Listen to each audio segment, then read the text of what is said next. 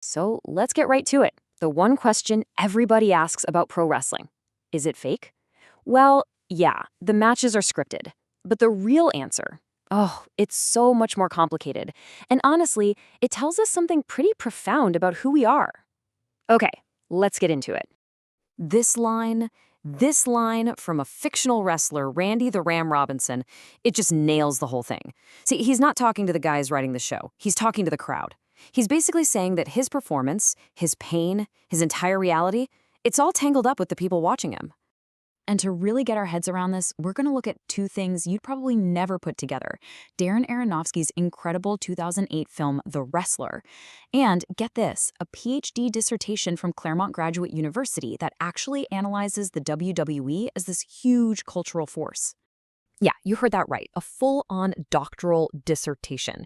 Because what goes on inside that ring, it's this incredibly rich, compelling, and, let's be honest, often really problematic cultural phenomenon. It just peels back the curtain on our media, on our ideas about masculinity, and on our desperate search for something real.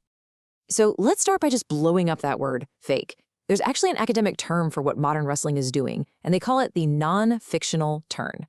So what does that even mean? Well, instead of trying to hide the script, wrestling started to use it.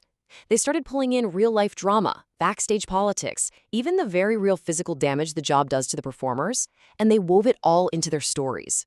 They kind of weaponized reality to make the fiction hit harder.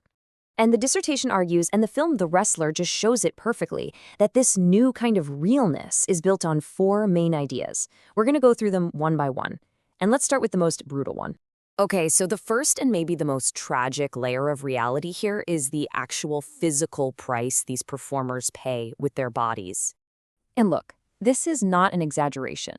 The research highlights a horrifying fact. Professional wrestlers die at an abnormally high rate. To keep those larger-than-life bodies and to perform through nonstop injuries, so many get pushed towards painkillers and other stuff.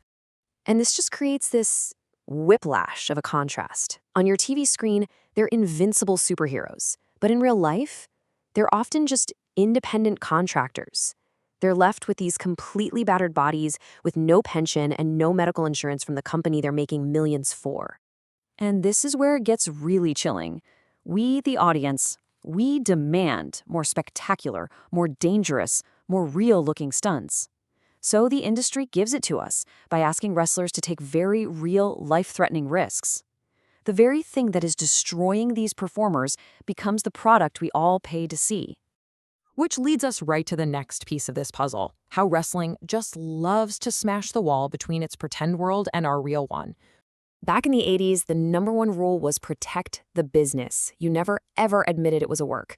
But then in the late 90s, everything changed. The WWE started writing stories about real-life contract issues or genuine backstage beefs.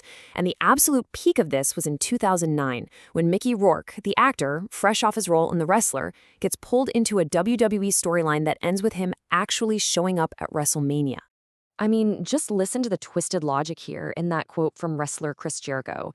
The WWE, a completely scripted show, is calling itself real to challenge an actor from a fictional movie.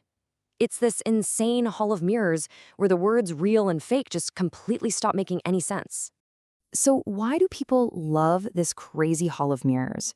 Well, a huge part of the appeal is that wrestling positions itself as this safe haven for anyone who feels like an outsider. Academics actually have a name for it. They call it a trash culture or a cultural bottom feeder. And here's the thing, that's not an insult. In the world of wrestling, that's a badge of honor. It's a middle finger to elite tastes, to political correctness, to whatever they say is good art. What you get is this carnivalesque vibe, where all the normal rules just get thrown out the window. And there's this one scene in The Wrestler that just captures it perfectly. In this really brutal match, one of the wrestlers grabs a staple gun and just starts using it on himself and on his opponent, and the crowd's reaction is something else. They start chanting, but they're not angry, they're joyful. You sick fuck. It sounds like the worst insult in the world, right? But here, in this universe, it is the absolute highest form of praise. It's this moment of shared celebratory rebellion. So let's break down how that actually works. The wrestler does something objectively awful. The crowd then pretends to be shocked, using the kind of language normal society would use to judge him. But the real meaning is the complete opposite. It's pure, unadulterated respect. And in that moment, the wrestlers and the fans are all on the same page. They're all sick fucks together, and they wouldn't have it any other way. Okay, so let's try and tie all this together. After all of this, the real physical pain, the blurring effect in fiction, the rebellion, what is professional wrestling actually selling you? It's not the winner or the loser of the match. Come on, everybody knows, on some level, that's already been decided. That's not what keeps people glued to their seats. The real product is the authentic risk, the real pain, the very real exhaustion.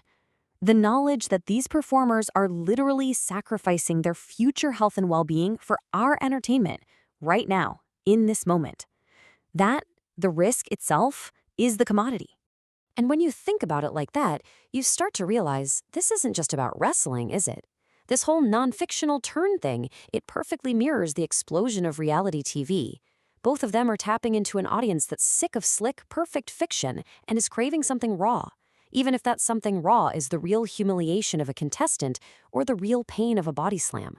Which leaves us with one final, pretty unsettling question to chew on. When our entertainment demands that real people go through real suffering for us to watch, who's really putting on the performance here? And maybe more importantly, what role are we, the audience, playing in all of it, just by watching?